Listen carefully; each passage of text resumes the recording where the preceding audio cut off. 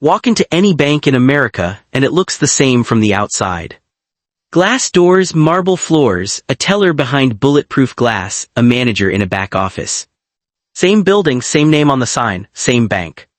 But here's what most people never realize. The person with $500 in that bank and the person with $500,000 are not in the same institution. They're in two completely different worlds, same address, different universe. The fees are different, the interest rates are different, the products they're offered are different, the way the staff talks to them is different, even the floor they walk on is sometimes literally different.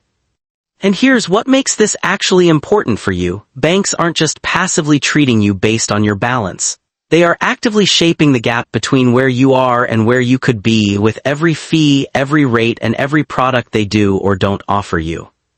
In this video, I'm going to take you through 6 levels of wealth, from $0 to $1 million, and show you exactly how a bank sees you, speaks to you, and profits from you at every single level. By the end, you'll know exactly which level you're in, what it's costing you, and what crossing to the next level actually changes. If this is your first time here, I break down how money actually works, without the jargon and without the fluff. Subscribe if that sounds like something you needed earlier. 1 video a week, let's get into the levels. At this level, the bank makes almost no money from your deposits. Your $800 sitting in a checking account generates roughly 4 cents per month in value for the bank at current federal funds rates. So how does the bank profit from you? Fees. The average American in this income tier pays between $250 and $450 a year in banking fees, overdraft fees, monthly maintenance fees, ATM out-of-network fees, minimum balance fees. Fees for things you didn't even know were happening. The overdraft fee alone, $35 for a transaction that might have been $12, is one of the most profitable products in banking history. In 2022, U.S. banks collected $7.7 billion in overdraft fees in a single year, almost entirely from people in this bracket.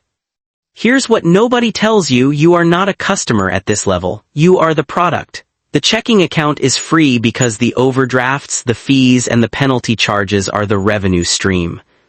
The fix is straightforward: switch to a credit union or an online bank with no fees and no minimum balance requirements. Chime, Ally, or a local credit union. This single switch saves the average person in this tier $300 a year immediately without changing a single spending habit. At this level, you've cleared most of the fee traps. You're stable enough to avoid overdrafts. You have a debit card, maybe a credit card, maybe a small savings account earning 0.01% interest while the bank lends your deposits out at 7 to 9%.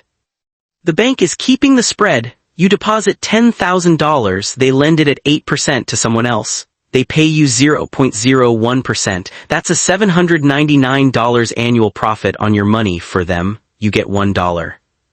At this level, you are invisible to the bank in the best possible way. No one is going to call you to offer you a better rate, a better product, or a higher yield account. You have to ask, and most people never ask because they don't know there's something better available to them. The move here is to open a high-yield savings account at an online bank, currently paying 4 to 5% APY compared to your 0.01%. On $10,000, that's the difference between earning $1 a year and earning $450 a year. Same money, same effort, different bank.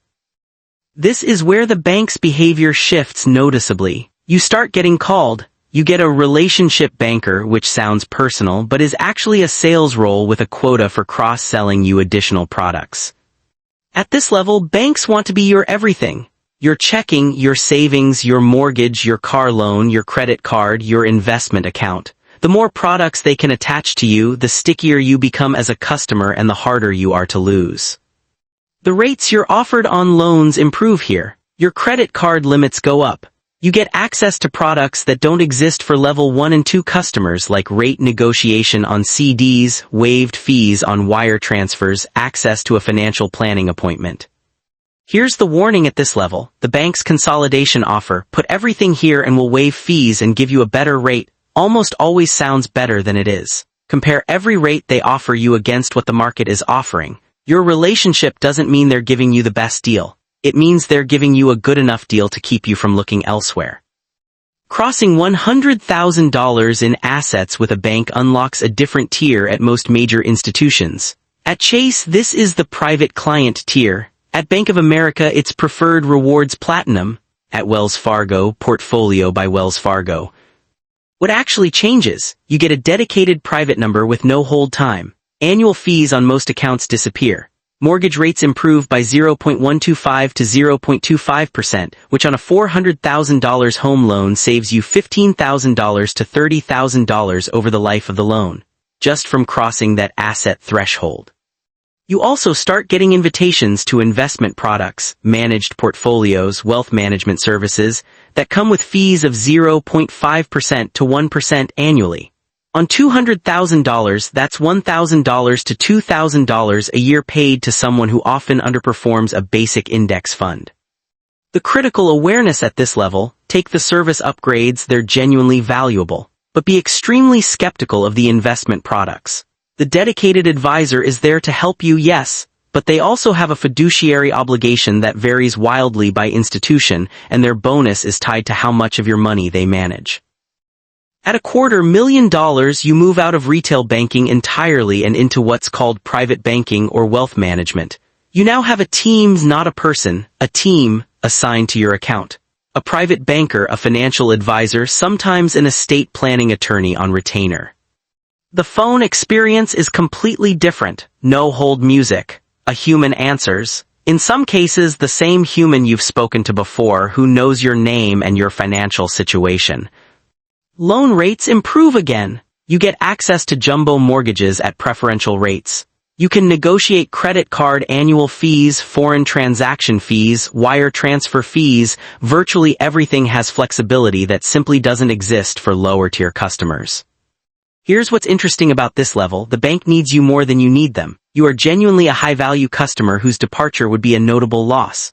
That power dynamic for the first time starts to shift in your favor, but only if you know to use it. Most people at this level still don't negotiate. They still accept the first rate offered. The wealth is there. The knowledge to leverage it often isn't.